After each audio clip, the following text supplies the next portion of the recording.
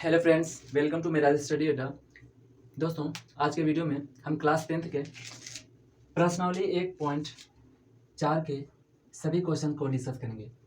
दोस्तों, हमारे चैनल पे क्लास 10th के स्पेशल मैथ को पूरा कराया जाएगा एग्ज़ाम के पहले।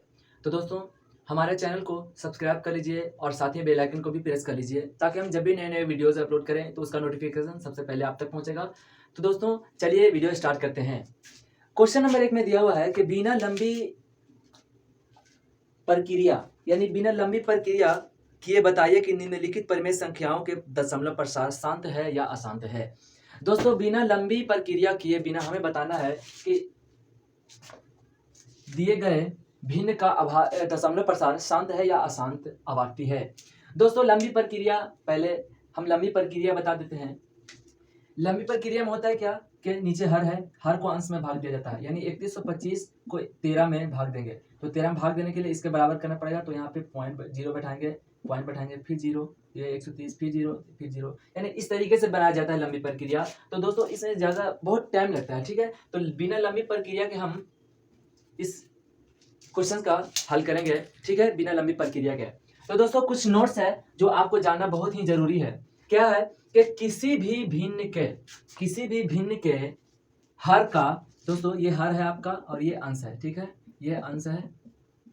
तो क्या बोल रहा है कि किसी भी भिन्न के हर का अभाज्य गुणनखंड, यानी 3125 का अभाज्य गुणनखंड 2 और 5 हो तो उस भिन्न का दशमलव प्रसार शांत होगा। दोस्तों, कहने का मतलब यह है कि 3125 को जब हम अभाज्य गुणनखंड विधि द्वारा सरल करेंगे तो उसमें 2 और 5 के अलावा अगर कोई संख्या होगा तो वह अशांत आवर्ती होगा, लेकिन 2 और 5 संख्या होगा तो वह शांत होगा। तो दोस्तों, चलिए हम इसका अभाज्य गुणनखंड निकाल लेते हैं। तो 3125 का अभाज्य गुणनखंड हम निकालेंगे, तो 3125 का अभाज्य गुणनखंड निकाल लेते हैं। तो 5 से लाएंगे 6 5 30 और 5 दूना 10, 5 5 25, ठीक है। फिर 5 जगह 5, 5 दूना 10, 5 5 25, फिर 5 से लगेगा, फिर उसके बाद 5 दूना 10, 5 5 25, फिर 5 से लगेगा, फिर 5 5 25, फिर 5 से, तो 5 एकम 5। तो दोस्तों, हम 3125 का अभाज्य गुणनखंड किस रूप में लिखेंगे? तो कितना 5 है? 2 4 1 5, यानी 5 गुने 5 गुने 5 गुने 5 गुने 5। दोस्तों, 3125 का हम अभाज्य गुणनखंड जब निकालेंगे तो 5 गुने 5 यानी 5 पर पावर 5 आएगा। दोस्तों, इसमें देखना है कि 2 है, 2 और 5 के अलावा बोल रहा है, तो 2 और 5 के अलावा यहाँ पे तो कोई संख्या है नहीं। तो दोस्तों, यहाँ पे सिर्फ 5 है। तो दोस्तों, 13/3125 का जो दशमलव प्रसार होगा वह शांत होगा, ठीक है। इसका दशमलव प्रसार कैसा होगा? तो दशमलव प्रसार शांत होगा, दशमलव प्रसार शांत होगा, इसका राइट आंसर होगा, ठीक है। तो दोस्तों, ये जो नोट्स है ये बहुत ही इंपॉर्टेंट नोट्स है, आप इसको नोट कर लीजिए, ठीक है। आप इसको नोट कर लीजिए या आप इसे स्क्रीनशॉट ले सकते हैं, ठीक है। तो चलिए हम अगला क्वेश्चन की तरफ बढ़ते हैं। अगला क्वेश्चन क्या बोल रहा है कि 17/8 है। 17/8 का दशमलव प्रसार कैसा है, ठीक है, 17/8 का। तो क्वेश्चन 2 में क्या है? 17/8। तो दोस्तों, ये तो हमें पता है कि ये अंश होता है, ठीक है, और ये हर होता है, ठीक है। तो हर का यहाँ पे क्या दिया हुआ है कि हर का अभाज्य गुणनखंड 2 और 5 के अलावा अगर कोई आएगा तो वह अशांत होगा, और 2 और 5 रहेगा तो वह शांत होगा। तो 8 का हम अभाज्य गुणनखंड निकालेंगे। 8 का अभाज्य गुणनखंड निकालेंगे, किस तरीके से निकलेगा? तो 2 दूना 4, ठीक है, हट गया। तो 8 को हम किस तरीके से लिख सकते हैं? तो 2 गुना 2 गुना 2, यानी 2 पर पावर 3 के रूप में हम 8 को लिख सकते हैं। दोस्तों, यहाँ पे देखना यह है कि 2 और 5 के अलावा कोई संख्या है या नहीं है। तो दोस्तों, यहाँ पे नहीं है, तो जाहिर सी बात है कि है नहीं है, तो ये शांत होगा, ठीक है। इसका दशमलव प्रसार जो होगा वह शांत होगा। दोस्तों, बहुत ही आसान तरीके से आप इसको और बहुत ही कम समय में आप इसे सोल्व कर सकते हैं, ठीक है। तो दोस्तों, अगला क्वेश्चन देखते हैं। अगला क्वेश्चन क्या बोल रहा है कि 64/455, ठीक है, 64/455। तो इसको मिटा देते हैं। तीसरा क्वेश्चन बोल रहा है 64/455, 455 इसका दशमलव प्रसार बताना है। तो दोस्तों अभी मैंने बताया कि हर का अभाज्य गुणनखंड निकालना है, ठीक है। जो भी भिन्न दिया हुआ रहेगा तो उसका हर का अभाज्य गुणनखंड निकाल लेंगे। अगर अभाज्य गुणनखंड में 2 और 5 के अलावा अगर कोई संख्या रहेगा तो वह अशांत आवर्ती होगा, नहीं तो वह शांत होगा, ठीक है। तो 455 का हम अभाज्य गुणनखंड निकालेंगे। 455 का 9 पंचे 45 1 13 सतह 91, ठीक है, 13 एकम 13। तो दोस्तों 455 का अभाज्य गुणनखंड कितना होगा, तो 5 गुना 7 गुना 13, ठीक है। तो दोस्तों यहाँ पे देखना यह है कि 5 और 2 के अलावा कोई संख्या है या नहीं है। तो दोस्तों यहाँ पे 5 तो है, लेकिन 5 और 2 के अलावा 7 है, 13 है। तो दोस्तों इसका जो दशमलव प्रसार होगा वह अशांत आवर्ती होगा, अशांत आवर्ती होगा, ठीक है, अशांत आवर्ती होगा इसका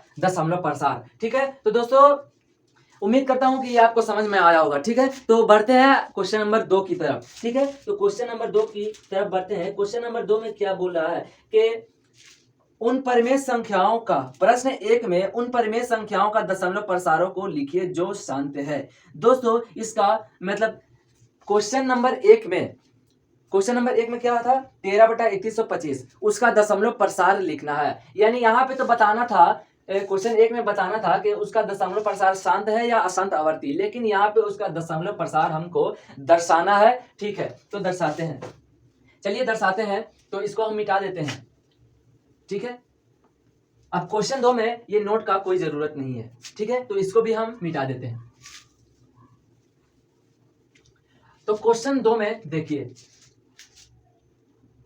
क्वेश्चन 2 में 13/3125, क्वेश्चन 2 में पहला क्वेश्चन है 13/3125 इसका दशमलव प्रसार हमको दर्शाना है, ठीक है।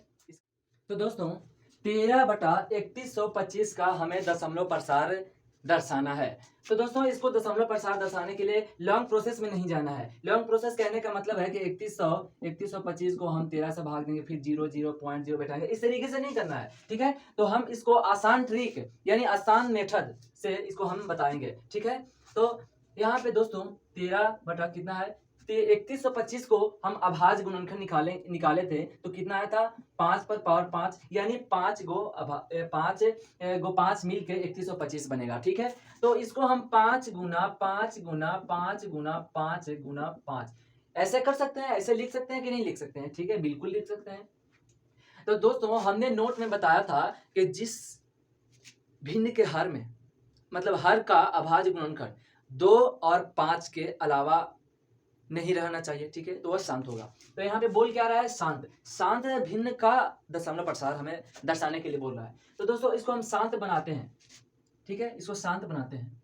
तो ऊपर में हम यहाँ नीचे 5 को 5 है तो ऊपर भी हम 5 को 2 से गुना कर देते हैं, ठीक है, कोई दिक्कत नहीं है। नीचे भी हम 5 को 5 से गुना कर देते हैं, मतलब 2 से गुना करते हैं, 5 2 से गुना करते हैं, तो 2 3 5 हो गया, ठीक है। तो अब ये शांत होगा, ठीक है। अगर हम इसको नहीं भी लिख सकते हैं, इसको नहीं भी लिख सकते हैं, तो भी वो आंसर उतना ही आएगा। तो दोस्तों इसको मतलब आसान बनाने के लिए ऊपर में गुना करना पड़ेगा, ठीक है। अगर नीचे 5 है तो ऊपर में 2 से गुना करना पड़ेगा, अगर नीचे 2 है तो ऊपर में 5 से गुना करना पड़ेगा, लेकिन नीचे 5 और 2 दोनों होना चाहिए, ठीक है। जितना 5 नीचे रहेगा उतना 5 मतलब अगर 5 रहेगा तो ऊपर में 2, जितना संख्या रहेगा उतना संख्या, जैसे 5 कितना बार था, 1 2 3 4 5, तो 5 को ऊपर 2 होगा और नीचे 5 को 2 होगा, ठीक है। जब ऊपर 5 को 2 से गुना करेंगे तो नीचे भी 5 को 2 से गुना करना पड़ेगा, ठीक है। तो इसको हम किस तरीके से लिख सकते हैं, 13 गुना 2 दूना 4 4 दूना 8 8 दूना 16 16 दूनी 32। तो 13 गुना हम 32 लिख सकते हैं कि नहीं लिख सकते हैं, लिख सकते हैं। और नीचे हम कैसे लिख सकते हैं, तो 5 को 10 लिख सकते हैं कि नहीं लिख सकते हैं, 5 दूना 10 5 दूना 10 5 दूना 10 5 दूना 10 5 दूना 10, इस तरीके से लिख सकते हैं। 10 गुना 10 गुना 10 गुना 10 गुना 10, ठीक है, 3 2 5, ठीक है। तो इस तरीके से लिख सकते हैं। अब दोस्तों यहाँ पे 13 और 32 को गुना कर लेंगे, ठीक है। तो दोस्तों गुना करने का भी एक ट्रिक होता है, जल्दी कैसे गुना किया जाता है। तो दोस्तों 13 और 32 को गुना करना है, ठीक है। तो इकाई अंक यानी 3 दूना कितना होता है 6, अब तीसरा तीसरी गुना कर दी, 2 एकम 2 और 3 तिहाई 9, तो 9 2 कितना होता है, 9 2 11, 11 के 1 हासिल 1, 3 एकम 3 3 और 1 4 यानी 416, ठीक है। तो ये गुना करने का आसान ट्रिक होता है, यानी कम समय में गुना करना, ठीक है। तो 416 आया, 416। अब यहाँ पे इसको गुना करेंगे कैसे, तो पहले तो 1 लिख लेंगे, जीरो कितना है, 1 2 3 4 5, तो 5 को जीरो बैठा देंगे इसमें, ठीक है। अब इसको हम भागा करेंगे। अब तो ये तो आसान हो गया। 13 को अगर हम 3125 को 13 में भाग देंगे तो बहुत ही मतलब कठिन तरीके से आएगा। आंसर तो आएगा लेकिन बहुत ही बनाने में टाइम ज्यादा लेगा। तो इसमें टाइम ज्यादा नहीं लेगा, क्योंकि यहाँ पे देखिए 5 को जीरो है तो 416, ये तो 3 संख्या है। इसको 5 संख्या बनाने के लिए इधर बाएं तरफ, दाएं तरफ नहीं बाएं तरफ लगाया जाता है, ठीक है। तो अब ये 5 को हो गया, 5 के बाद पॉइंट बैठा दो और एक जीरो। दोस्तों इसका दशमलव प्रसार आपको आ गया, तो 0.00416 इसका दशमलव प्रसार होगा। दोस्तों इसी तरीके से आपको सभी क्वेश्चंस को बनाना है, ठीक है। तो दोस्तों उम्मीद करता हूं कि ये आपको समझ में आया होगा। दोस्तों अगर समझ में आया है तो वीडियो को लाइक, शेयर और चैनल को सब्सक्राइब जरूर कीजिए। तो दोस्तों अगला क्वेश्चन देखिए। अगला क्वेश्चन क्या बोल रहा है कि कुछ वास्तविक संख्याओं के दशमलव प्रसार नीचे दिए गए हैं, प्रत्येक स्थिति के लिए निर्धारित कीजिए कि यह संख्या परिमेय संख्या है या नहीं है। यदि वह परिमेय संख्या है तो p बटा q के रूप की है, तो q के अभाज्य गुणनखंडों के बारे में आप क्या कह सकते हैं। दोस्तों यहाँ पे दिया हुआ है, सेम इसी क्वेश्चन पे हम बना देते हैं, ठीक है। इसी क्वेश्चन पे हम सेम बनाते हैं। सिर्फ मेरा मकसद आपको क्वेश्चंस बनवाना नहीं है, क्वेश्चंस को बना समझाना है, ठीक है। बनाना भी है और समझाना भी है, ठीक है। तो दोस्तों इसको हम समझाएंगे, ठीक है। इसको हम सिर्फ समझाएंगे, मेरा पर्पस यही है कि सिर्फ समझाना है, ठीक है। तो इसका दशमलव प्रसार कितना आया था, 0.00416, ठीक है। इसका दशमलव प्रसार इतना आया था। तो दोस्तों वहां पे क्वेश्चन बोला कि दशमलव प्रसार को p बटा q के रूप में लिख सकते हैं। बिल्कुल लिख सकते हैं। यहाँ पे दोस्तों देखिए इसको हम किस तरीके से लिख सकते हैं। संख्या कितना है, 416। जीरो का तो कोई वैल्यू नहीं होता है, ठीक है। वैसे जीरो का वैल्यू तो बहुत होता है, एक में अगर जीरो बैठा देंगे तो कितना हो गया, 100 हो गया। बहुत ज्यादा वैल्यू होता है इसका, लेकिन अगर ये बाएं तरफ रहता है, किसी भी संख्या के बाएं तरफ रहता है तो उसका वैल्यू नहीं होता। जैसे 2 लिख दिए, 2 के बाएं तरफ हम जीरो लेंगे तो इसका मतलब क्या होगा, 2 पैसा हो गया, 0.0 यानी 2 पैसा हो गया यही। लेकिन हम 2 के दाएं तरफ लगा देंगे तो इसका वैल्यू बढ़ता जाएगा, इसलिए जीरो को कम मत समझिए, ठीक है। तो दोस्तों यहाँ पे देखिए इसका दशमलव प्रसार इतना है, संख्या कितना है, 416 है। अब पॉइंट के बाएं तरफ एक, ठीक है, एक मान लेंगे और इसके दाएं तरफ संख्या को गिनेंगे, कितनी संख्या है, 1 2 3 4 5, 5 संख्या है तो 5 को जीरो हम बैठा देंगे। तो दोस्तों क्या यह p बटा q के रूप में है कि नहीं। मान लीजिए ये p है और ये q है, ये p बटा q के रूप में है कि नहीं, जहां q does not equal to zero होगा, ठीक है। q does not equal to zero होगा। तो दोस्तों ये p बटा q के रूप में कहने का मतलब है कि भिन्न के रूप में, ठीक है, भिन्न के रूप में, ठीक है। तो दोस्तों आई होप कि वीडियो आपको अच्छा लगा होगा और क्वेश्चन भी समझ में आए होंगे। तो दोस्तों अगर वीडियो अच्छा लगा हो तो प्लीज़ लाइक कीजिए, शेयर कीजिए और चैनल को सब्सक्राइब जरूर कीजिए। तो मिलते हैं नेक्स्ट वीडियो में, तब तक के लिए जय हिंद, जय भारत।